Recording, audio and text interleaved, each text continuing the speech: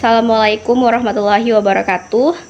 Saya Nurhayirunisa Siregar dengan NIM 24368023 dengan seksi 100.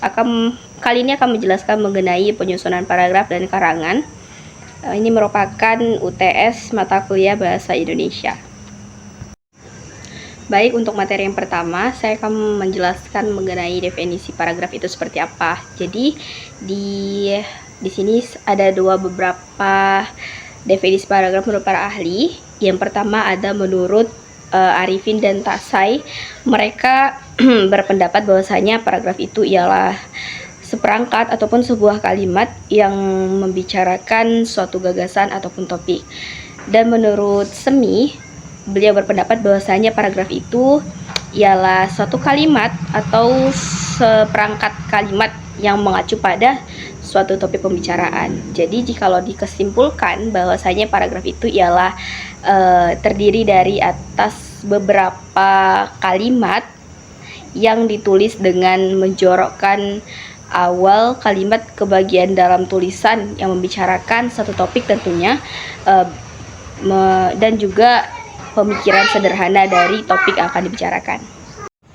Selanjutnya mengenai jenis-jenis paragraf. Di sini ada 3 jenis paragraf. Yang pertama ada berdasarkan kelengkapannya. Jadi di sini dibagi juga berdasarkan kelengkapannya, ada 2 macam paragraf. Yang pertama ada paragraf sederhana dan juga paragraf sempurna.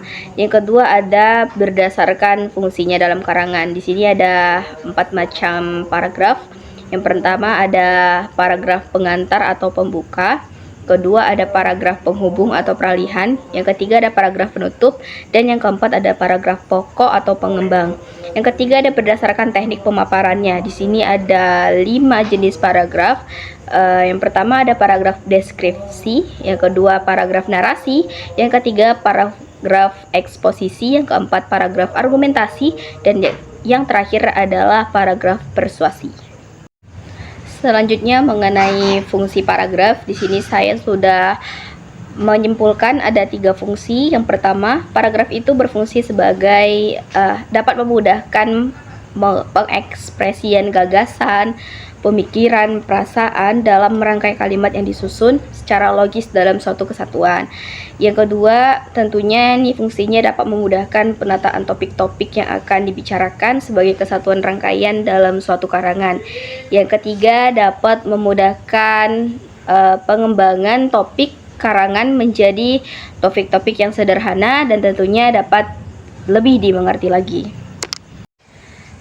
Materi selanjutnya mengenai jenis karangan. Di sini ada 5 jenis karangan yang sudah saya cantumkan di PPT. Yang pertama ada jenis karangan deskripsi. Karangan deskripsi adalah karangan yang melukiskan ataupun menjelaskan ataupun mendeskripsikan suatu objek, benda ataupun alam. Yang kedua ada karangan narasi.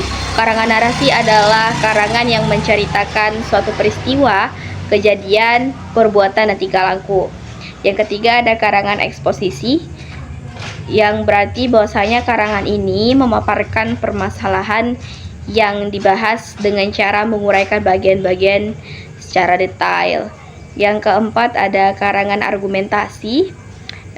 Karangan argumentasi ini adalah karangan yang memaparkan permasalahan dan juga membahas permasalahan itu dengan dukungan data ataupun fakta. Yang kelima ada karangan persuasi, yang dimana karangan persuasi ini adalah karangan yang memaparkan suatu keinginan dengan tujuan membujuk dan mempengaruhi pembaca. Mungkin cukup sekian materi yang saya sampaikan. Kurang dan janggalnya saya mohon maaf. Terima kasih. Assalamualaikum warahmatullahi wabarakatuh.